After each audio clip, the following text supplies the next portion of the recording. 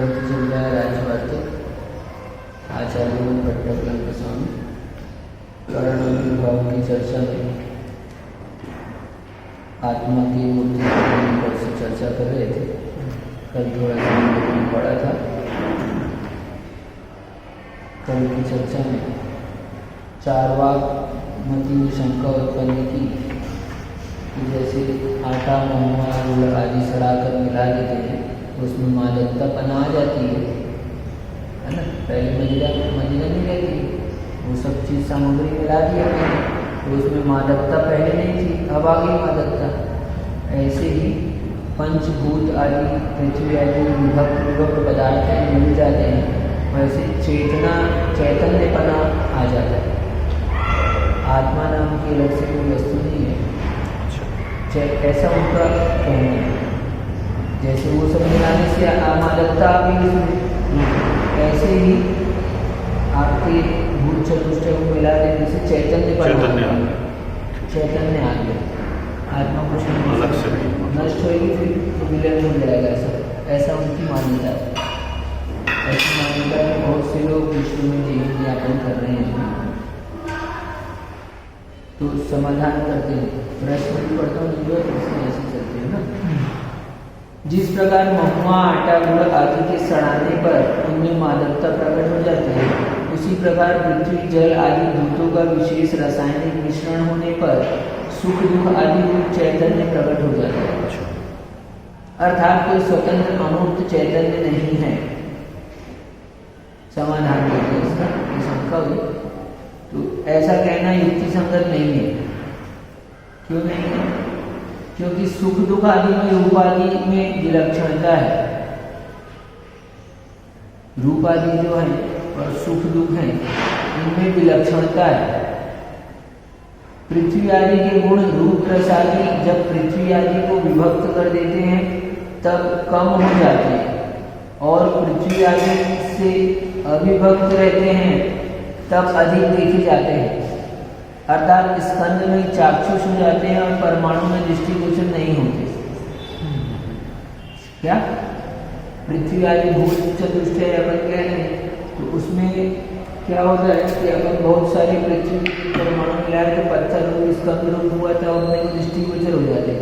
कम करने से वो क्या होते हैं, दृष्टि से ओझल हो जाते हैं, दृष्टिगोचर नहीं होते, परमाणु रूप हो जाते हैं। ऐसे ही शरीर के अवयव के विभक्त या अविभक्त करने पर सुख ज्ञान आदि गुणों में न्यूनाधिकता नहीं देखी जाती। जैसे पत्थर है उसके परमाणु अलग अलग कर देंगे तो उसमें न्यूनाधिकता देखी जाएगी, अपने को कि पत्थर की शक्ति भी कम हो गई है, ऐसे हो गई। ऐसे पृथ्वी आदि से भूत चतुष्टय आदि से शरीर बना है तो उसके विभक्त कर देने से सुख दुख आदि में न्यूनाधिकता नहीं देखी जाती। इसलिए पृथ्वी आदि आत्मा के गुण नहीं है। ठीक, सुख दुख आदि अपने देखते हैं कि बच्चे को भी सुख का अनुभव होता है, अब बड़े को भी सुख का अनुभव होता है। और यदि सोचे कि कम सुकृत शरीर वाला है तो इसको दुख कम होता है, स्थूल शरीर वाला का दुख ज्यादा होता है, तो ये कोई मानदंड नहीं है।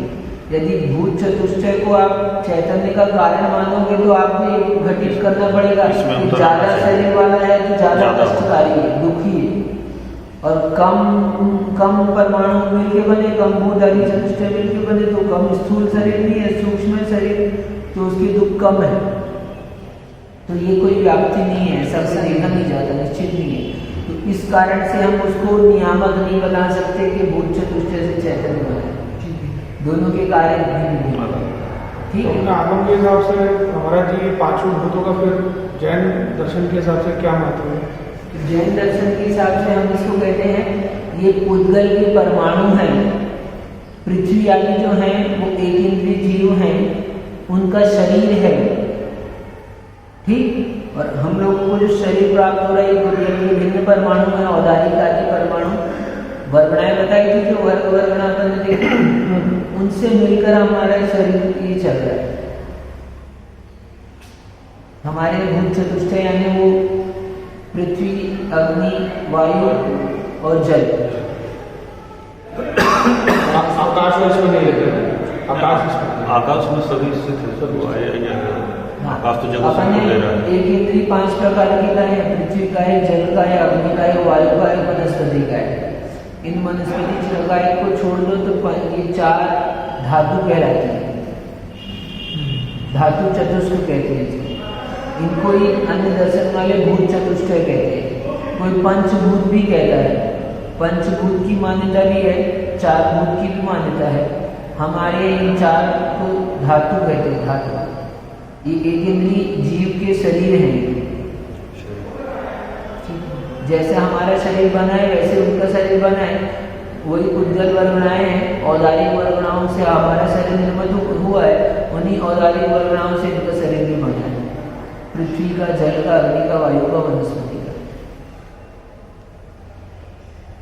तो वो उद्गल परमाणु हमारे लिए शरीर में काम करते हैं, यही हमारे लिए भूत चतुष्टय का महत्व है।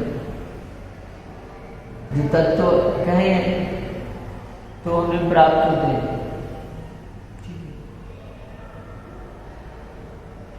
और कह रहे हैं अभी, इसलिए क्या पृथ्वी आदि यहाँ बात कही, क्या कही, अर्थात स्कंद में चाक्षुष हो जाते हैं, परमाणु में दृष्टिगोचर नहीं होते, मिलाने से अधिक करने दिखता है, छोटा करने में दिखता है। ऐसे शरीर के अवयव के विभक्त या अविभक्त करने पर सुख ज्ञान आदि गुणों में न्यूनाधिकता नहीं देखी जाती।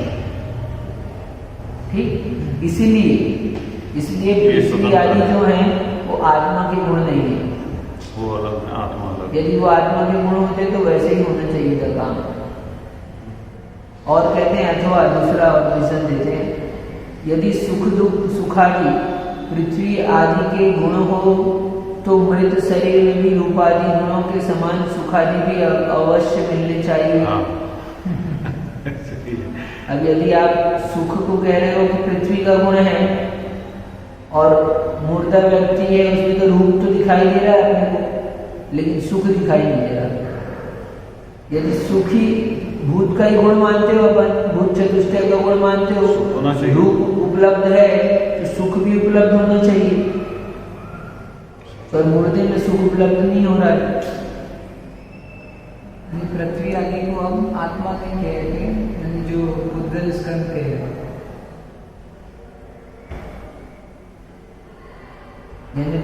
ये कह रहे हैं कि पृथ्वी आदि जो है वो आत्मा से भिन्न है, आत्मा के कारण नहीं है। पृथ्वी के कारण से चैतन्य बना, जो उत्पन्न हुआ है उन्होंने हेतु दिया ना, बात अपनी तर्क रखी कि भूत जैसे मदिरा को आटा और वो उन सड़ी हुए पदार्थों को मिलाने से मादकता आ जाती है, जैसे भूत चतुष्टय के मिलाने से चैतन्यता आ जाती है।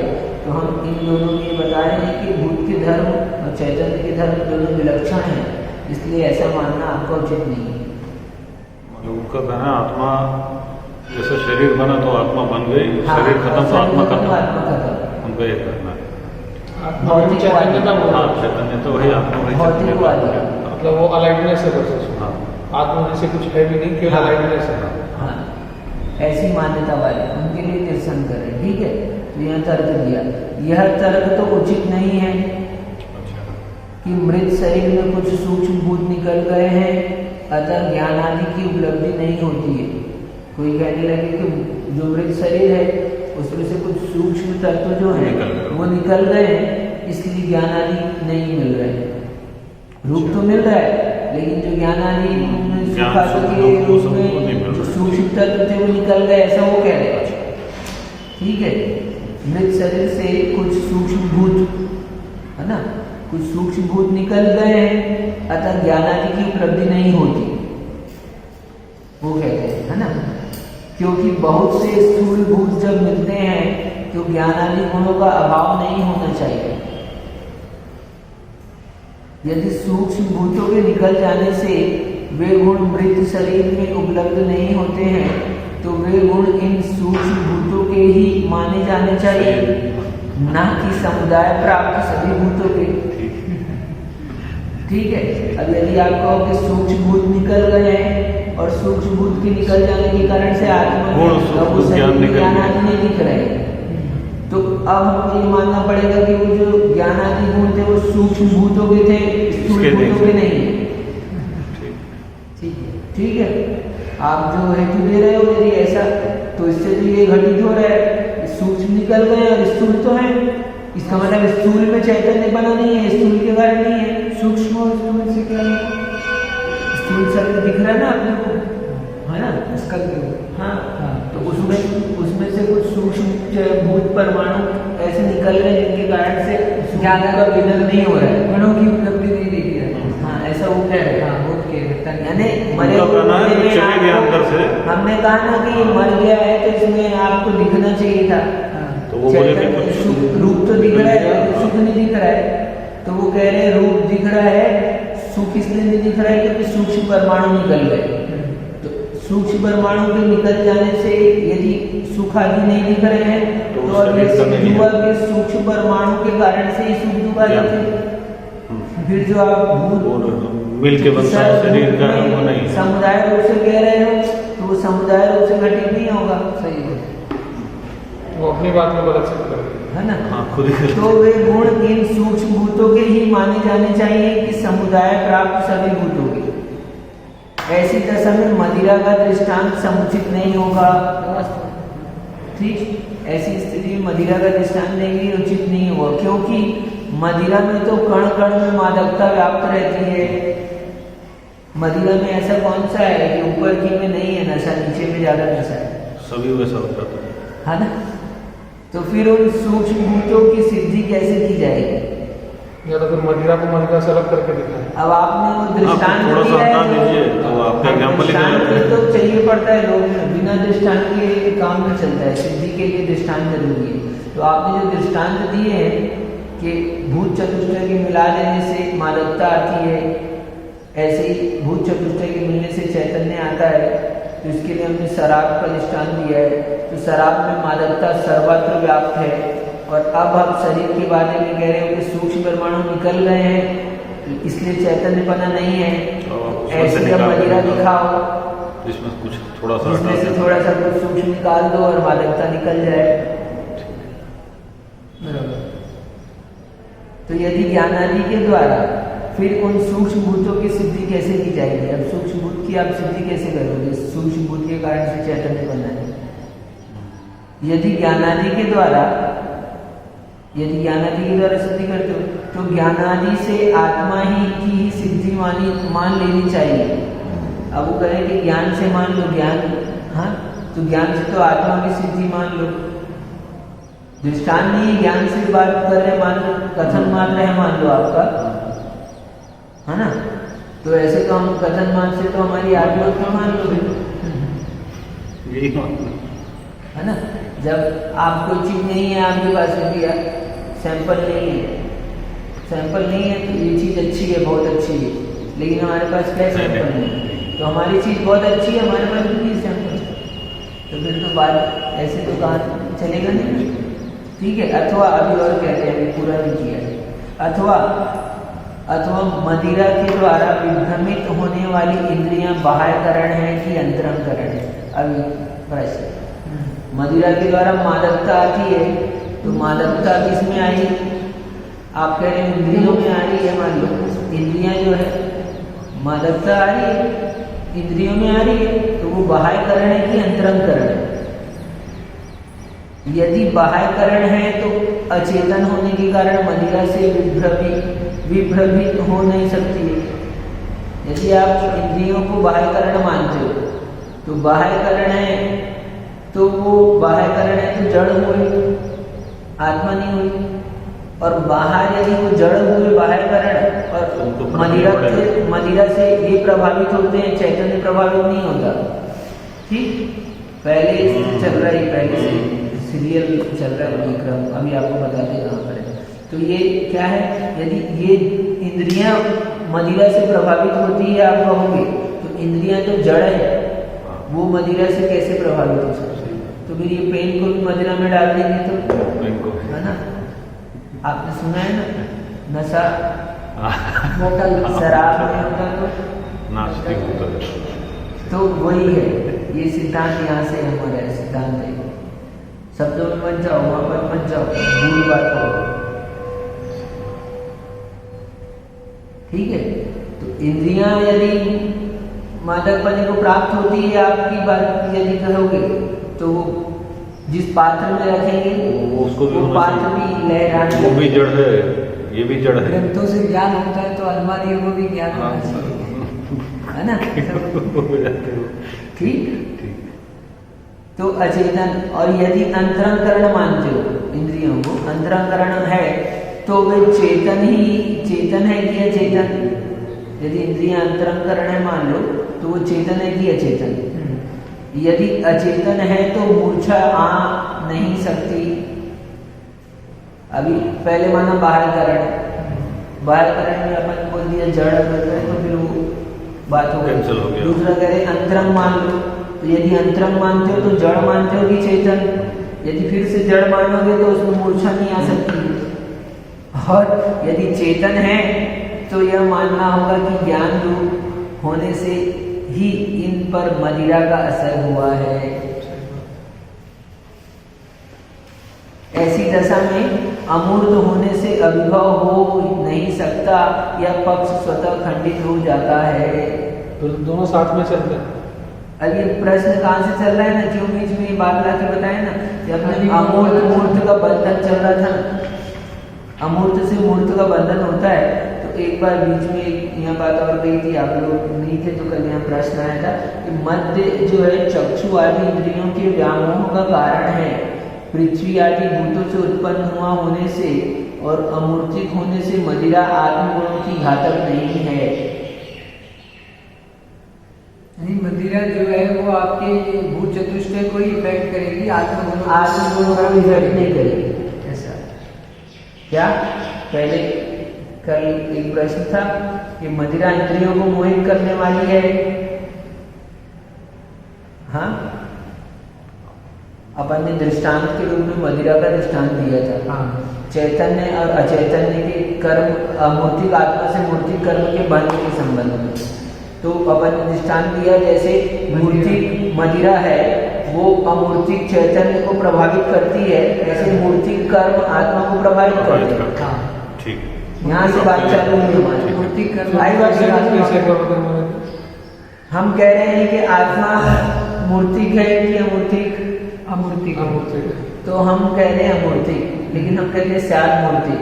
ठीक है, फिर भी हमने दृष्टांत दिया कि आत्मा यदि अमूर्तिक है और कर्म मूर्तिक है, ठीक, तो हमने दृष्टांत दिया जैसे मूर्तिक मदिरा अमूर्तिक आत्मा को प्रभावित करती है, वैसे ही मदिरा, वैसे ही कर्म मूर्तिक आत्मा चैतन्य अमूर्तिक इसको प्रभावित करते हैं।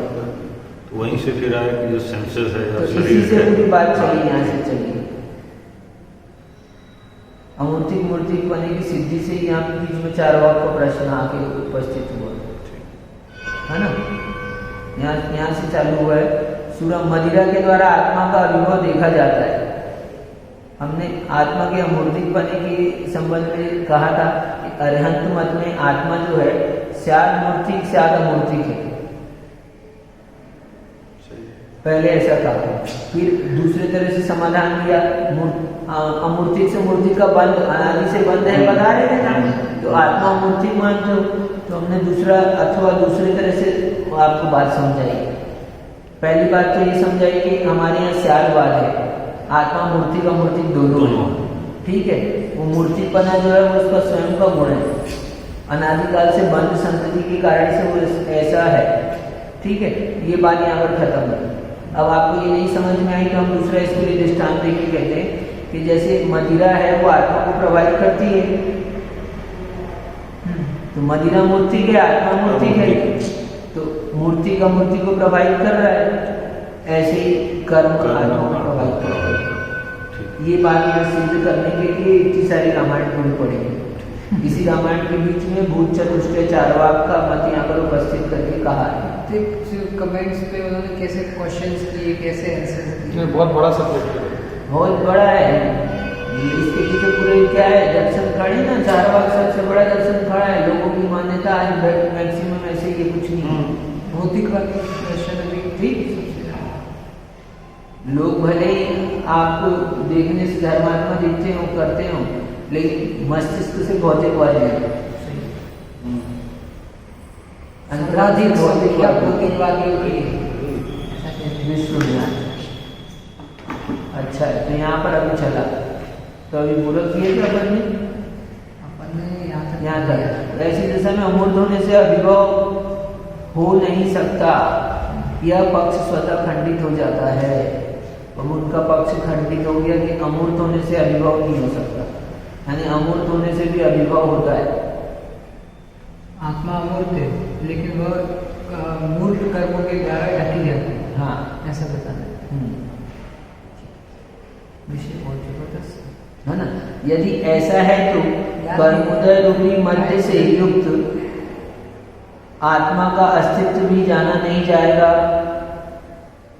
अब यदि कह रहे यदि ऐसा है तो कर्मोदय रूपी मध्य से युक्त आत्मा का अस्तित्व भी जाना नहीं जाएगा। अब मध्य से युक्त है, आत्मा तो कर्म से युक्त है, तो अब आत्मा के अस्तित्व को कैसे जानेगा? प्रश्न हो रहा है, समझ लो। यदि आपने ऐसी बात कही,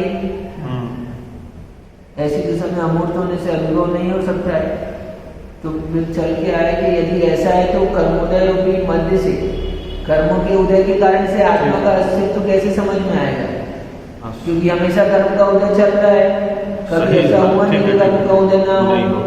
तो अभी तक तो अपन ने आत्मा ऐसे अलग से तो देखी नहीं है, तो अब आत्मा के अस्तित्व को कैसे माने? तो कह रहे ऐसा भी कहना युक्त नहीं है। क्यों युक्त नहीं है? क्योंकि यदि आत्मा अनादि से कर्मबद्ध है, फिर भी उसका अपने ज्ञानादि गुणों के कारण स्वतंत्र अस्तित्व सिद्ध होता है। यद्यपि कर्म से बंध है, फिर भी लेकिन उसके ज्ञानादि गुणों के कारण से उसका स्वतंत्र अस्तित्व सिद्ध होता है।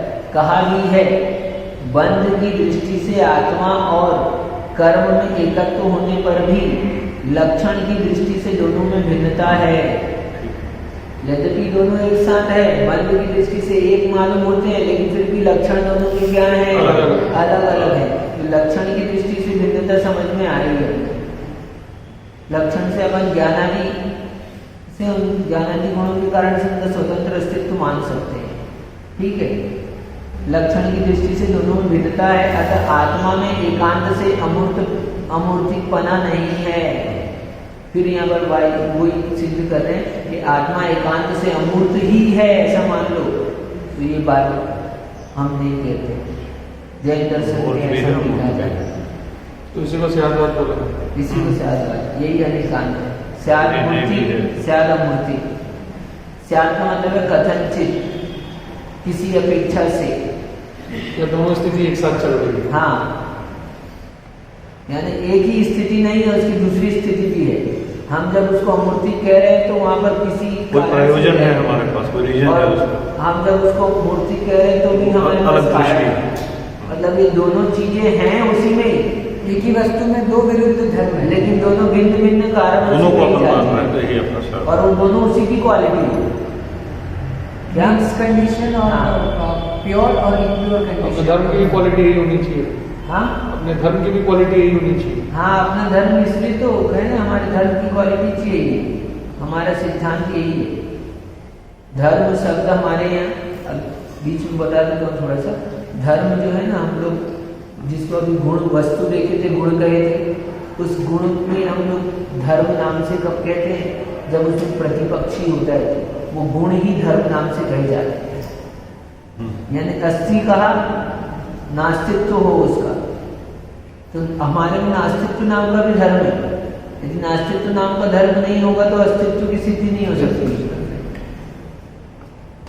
ये सब उसमें आने वाला है। आपके अस्तित्व है, आपका अस्तित्व है, तो आपका है, तो आप दूसरे का अस्तित्व आप में नहीं है, इसका निषेध कैसे करने के लिए क्या है आपके पास? मैं जीव हूँ, मैं पुद्गल नहीं हूँ, है ना। अरे शक्कर में मिठास है, जो शक्कर में नमकीनपना भी है, हम कहें निषेध कैसे करो? नमकीनपना का अभाव है, इसलिए उसमें। तो वो अभाव किसमें है? नमकीनपने के गुण में, जिसमें मिठास है, शक्कर में, इसी में अभाव है। तो वो अभाव जिसको हम कह रहे हैं, वो भी तो धर्म, वो भी गुण हुआ। नास्तित्व नाम का धर्म है। और उसका अभाव है तभी मिठास है, अगर वो होता तो मिठास नहीं होती। ये वस्तु वस्तु ये इतना सूक्ष्म जैन दर्शन ऐसे नहीं बात है। तो अस्तित्व बिना नास्तित्व नहीं बचता। तो ये धर्म नाम से कहता है। प्रतिपक्षी होते तब ये अनेकांत वस्तु कैसी है तो अनेकांतात्मक। अनेकांतात्मक वस्तु ही हमारे ज्ञान में आ रही है और हमारे सारे लोगों को दृष्टिगोचर हो रही है। उसी से वस्तु की सिद्धि है, अन्यथा वस्तु की सिद्धि नहीं कर सकते। ये माइक ही एक पेन हो जाएगा, इसका निषेध कैसे करोगे? निषेध करने वाली चीज इसमें है ना, ठीक है। अरे हम पत्थर में पानी डाल रहे हैं तो पत्थर में पानी नहीं जा रहा है, क्यों नहीं जा रहा है? पत्थर ठोस है, ठोस बनेगा उसका गुण उसमें है, इसलिए ये नहीं जा रहा उसमें पानी। यदि ठोस बने का गुण नहीं मानोगे तो पानी को चले जाना चाहिए था, ठीक है। ऐसे ही हम जिस दूसरे वस्तु की हमारे वस्तु में निषेध कर रहे हैं तो वो जो गुण है वो किसमें है? निषेध तो निषेध वाला गुण है। अस्थि वाले गुण से तो वो अपना अस्तित्व बता रहा है, बाकी सब नास्तिक। लेकिन तो वो भी जितनी ताकत से अस्तित्व है उतनी ताकत से नास्तित्व है। तो सब एक जैसा और है। एक दृष्टि से कहो तो नास्तित्व की ताकत ज्यादा है। हमको ज्यादा हमारी दृष्टि से लग रही है, लेकिन सोच लो जब तुमको नास्तित्व की ताकत ज्यादा समझ में आई तो इसका मतलब समझ लो तुम्हारे अस्तित्व की ताकत भी उतनी है। यानी अनंत द्रव्य जिनका तुमने आप में अपने में अभाव किया है, ये ताकत तुम्हारे अंदर है और तुम उतने ही तुम्हारे अस्तित्व को इतना तुम्हारा अस्तित्व तुम्हारा उतना मजबूत है क्योंकि नास्तित्व के साथ में है। यानी हमारे पास वो अनंत द्रव्यों की जितनी ताकत है उतनी ताकत हमारे में है, हमारे अस्तित्व में। अपने को अस्तित्व की ताकत नहीं पता।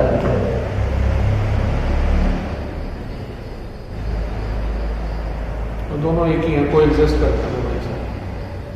दोनों मिलकर एक है। अस्तित्व की बोध आनंद आता है, निर्भय पना फॉरएवर। तो अतः आत्मा के एकांत अमूर्तिपना नहीं है, ये बात बहुत अच्छे से दिमाग में बैठा। बंत पड़ी ये तम लक्षण दो होदित सनातम तम अमूर्ति भावो नेयंतो होदि जीवस। अग्रम स्वामी स्वयं लक्षण दो होदित सनातम तम्हामूर्ति भावो नेयंतो होदि जीवस। बंद पड़ी, बंद के प्रति, बंद की दृष्टि से आत्मा और कर्म में एकत्व होने पर भी लक्षण दो होती तस्णाणतम, लक्षण की अपेक्षा से उसमें क्या है? नानत्व है, अन्यत्व है, भिन्नत्व है, अलग अलग है। बंद की दृष्टि से एक होने पर भी लक्षण की दृष्टि से अलग अलग है।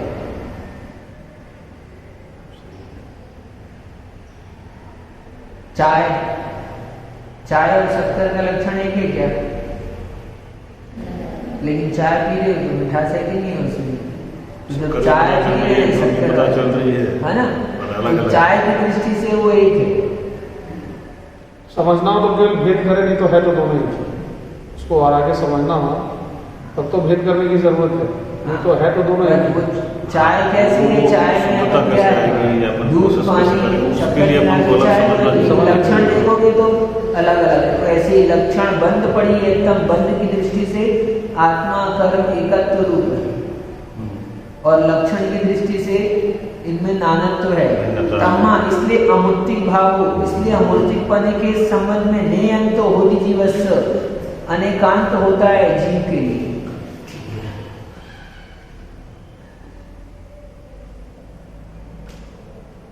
अब कहते हैं आगे, अब बहुत जबरदस्त चीज प्रारंभ हो रही है इसमें। यदि आत्मा एकांत से अमूर्तिक या मूर्तिक नहीं है,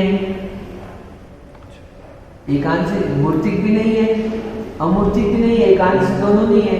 हमारे तो अनेकांत से अमूर्तिक, अनेकांत से मूर्तिक बना। तो आत्मा का लक्षण बताइए फिर क्या है?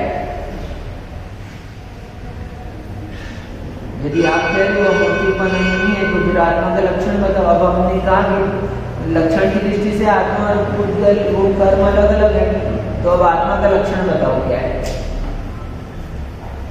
तो आत्मा का लक्षण बताइए जिसके संविधान से बंध के प्रति एकत्व होने पर भी जीव का अजीब से पृथकत्व जाना जाए।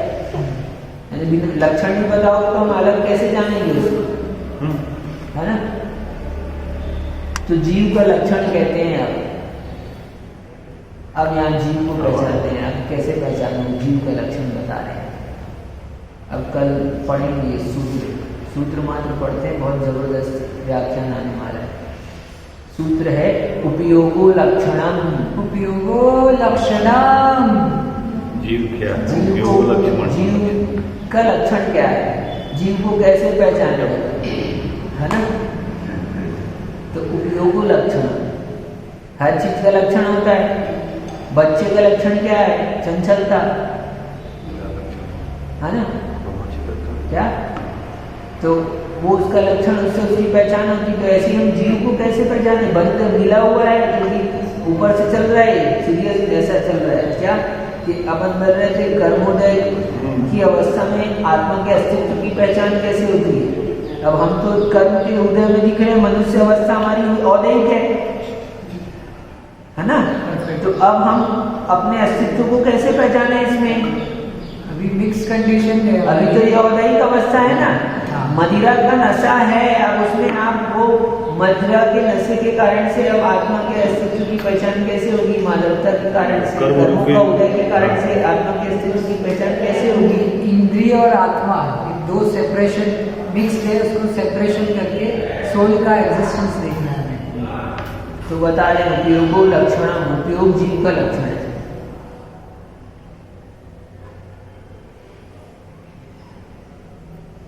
विचार करेंगे कल, मस्त इंटरेस्टिंग है वो, उसको मन नहीं करता बंद करना, है ना?